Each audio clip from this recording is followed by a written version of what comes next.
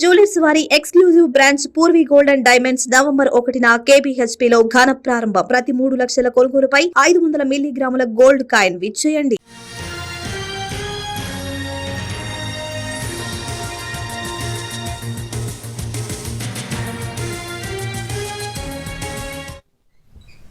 మోందా తుఫాను ఎఫెక్ట్తో వరంగల్లోని అనేక ప్రాంతాలు జలదిగ్బంధంలో చిక్కుకున్నాయి. ప్రధానంగా వరంగల్ నగరంతో పాటు హనుమకొండ, కాజీపేట ప్రాంతాల్లోని పలు కాలనీలు చెరువులను తలపిస్తున్నాయి. వరంగల్ హనుమకొండను అనుసంధానం చేసే హంటర్ రోడ్లో బొందివాగు ఉప్పొంగడంతో వాహనాల రాకపోకలు నిలిచిపోయాయి.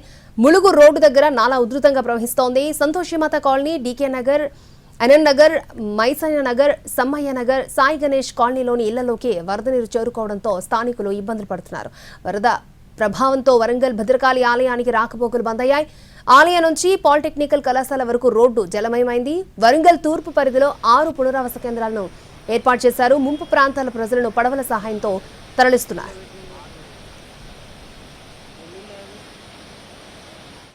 హనుమకొండ పరిధిలోని వడ్డేపల్లి చెరువు నుంచి భారీగా వరద నీరు కాలనీలోకి వచ్చి చేరుతోంది. Jawahar colony, Gopalpur, 100 feet road జలమయమయ్యాయి. కాజీపేట నుంచి హనుమకొండ మార్గంలోని సోమిడి, గోపాల్పూర్ చెరువులు నిండిపోవడంతో కట్టలు తెగిపోయాయి. భారీగా వరద నీరు రోడ్డుపైకి చేరడంతో రాకపోకలు బందయ్యాయి. వివేక్ నగర్, అమరావతి నగర్, ప్రగతి నగర్ కాలనీలు జలమయమయ్యాయి. పలు కాలనీలో కార్లు, బైకులు జల ప్రవాహంలో కొట్టుకుపోయాయి.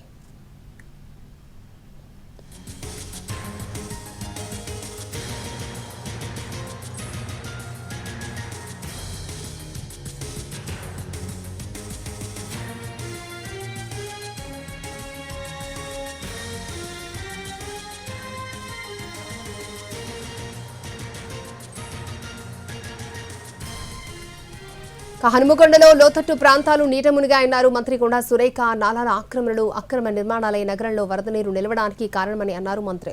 ఇప్పటికే ఎంత వరద రావాలో అంతా వచ్చేసిందన్నారు. మళ్లీ వర్షం పడితే వరద పెరిగే అవకాశం ఉందంటున్న మంత్రి కొండా సురేఖతో మా ప్రతినిధి రవి ఫేస్ టు ఫేస్. వరంగల్లోని ముంపు ప్రాంతాల్లో పర్యటిస్తున్నారు మంత్రి సురేఖ. ప్రస్తుతం మల్లుస్వరాజ నగర్, NN నగర్లో పర్యటించి అధికారులతో కలిసి సహాయక చర్యలపై ఎప్పటికప్పుడు సమీక్షిస్తున్నారు. మేడం, ఎన్ని ముంపు ప్రాంతాలను ఎట్లా ఉంది పరిస్థితి? ఇన్ కేసు అర్ధరాత్రి కానీ ఈ రోజు కానీ వర్షం ఉండి ఉంటే సహాయక చర్యలకు కూడా తీవ్రస్థాయిలో ఆటంకం కలిగేది. నిన్న సాయంత్రం నుండి కూడా కలెక్టర్ గారు వారు కంటిన్యూగా మానిటర్ చేస్తూనే ఉన్నారు. ఈవినింగే కార్పొరేటర్స్ వాళ్ళందరూ కూడా వాళ్ళ డివిజన్లలో ఉన్న కాలనీలు ఏవి మునుగుతాయో తెలుసు. వాళ్ళందరూ కూడా నిన్న సాయంత్రమే వాళ్ళని బయటికి రమ్మంటే ఎవరు కూడా మాకేం కాదు, మేము రాము అని చెప్పేసి మొండికేసి అసలు రావడానికి ఇష్టపడలేదు. దానివల్ల ఏమైందంటే ఈరోజు వాటర్ మొత్తం వచ్చేసి వాళ్ళు మొత్తం చుట్టూ నిండిపోయి వాళ్ళు బంగ్లాలపైకి ఎక్కి కూర్చోవడం జరిగింది. ఇప్పటికే కొన్ని కాలనీలోంచి దాదాపు 100% పీపుల్ని కూడా బయటికి తీసుకురావడం జరిగింది. ఒక 6 షెల్టర్స్ పెట్టేసి అన్నింటిలో వాళ్ళని పెట్టి వాళ్ళకి భోజన సదుపాయం అది కూడా కల్పించడం జరుగుతుంది.